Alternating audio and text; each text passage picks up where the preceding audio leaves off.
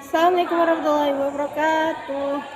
Yang terhormat Abi Hanim dan Umida selaku pengasuh pesantren Sukamala Rebani Fida. Yang terhormat Bapak Pengurus Terutama Barifki selaku Menteri Peta Imajinasi kita. Yang terhormat pula kedua orang tua saya yang saya cintai. Semoga di rumah saya selalu rezeki lancar, mudah dalam segala urusan. Amin.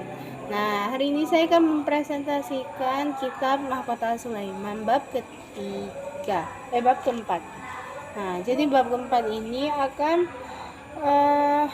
mengenai kekuasaan terhadap jin, hewan, dan angin, dan asal mula angin menjadi kendaraannya. Beliau. Nah, jadi beliau tuh Nabi Sulaiman ini berkuasa terhadap hewan, jin, dan angin. Nah, dan beliau pula dikaruniai cairan tembaga untuk menjadi alat-alat seperti pokoknya alat-alat buat kerja pokoknya gede buat kerjaan jin. Nah, jadi setan itu dibagi jadi tugasnya macam-macam. Nah, ada setan yang untuk membangun bangunan, terus ada yang menyelam, terus ada yang dibunuh.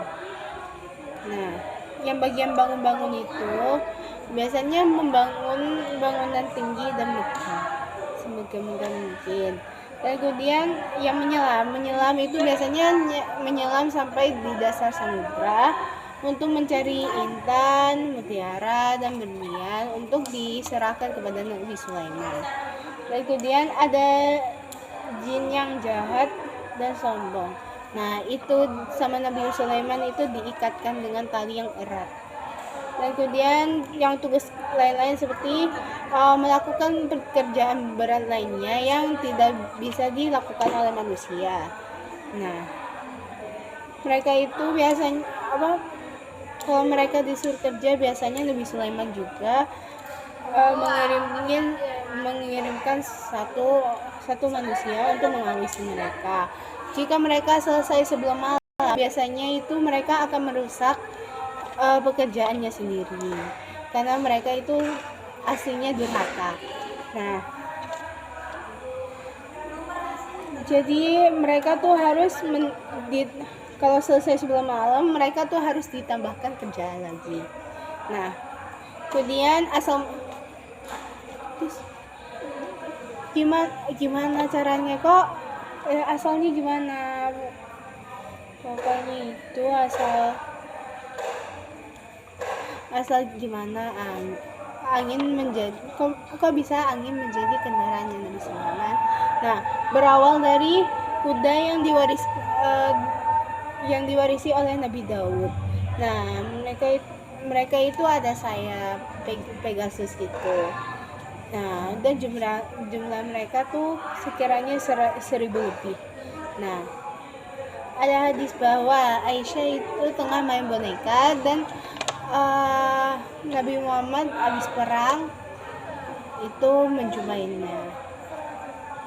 Nah, beliau tanya, apa itu? Aisyah jawab, anak-anakku.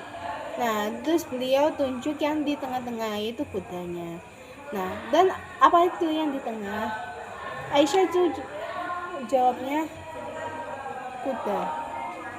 Nah, sama Nabi Muhammad tanya lagi, loh kok kuda punya sayap? Si Aisyahnya jawab, apakah tidak pernah mendengar bahwa kudanya Nabi Sulaiman itu punya sayap? Nah, akhirnya Rasulullah SAW ketawa. Dan kemudian pada suatu hari beliau dihadirkan kuda-kudanya 900 kuda pada waktu duhur. Nah, beliau menguruskannya sehingga matahari terbenam, tak terasa gitu, dan beliau belum salat asar. Nah, beliau akhirnya bilang, ya Allah, kok kok bisa lala gitu. Saya adalah pokoknya aku terlalu mencintai terhadap kuda-kuda ini sampai lalai untuk menyembah Tuhannya. Nah, kemudian akhirnya sama beliau tuh kudanya disembelih leher dan kakinya, kemudian dagingnya itu dibagi kepada orang yang rakyat-rakyatnya. Nah, sebagai pengganti terus yang 100 lainnya yang belum dihadirkan itu ya dibiarin.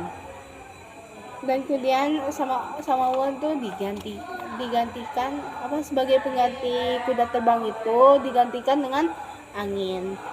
Nah, angin itu akhirnya menjadi kendaraan yang kuat, cepat sama, terus patuh dengan semua perintah Nabi Sulaiman alaihissalam.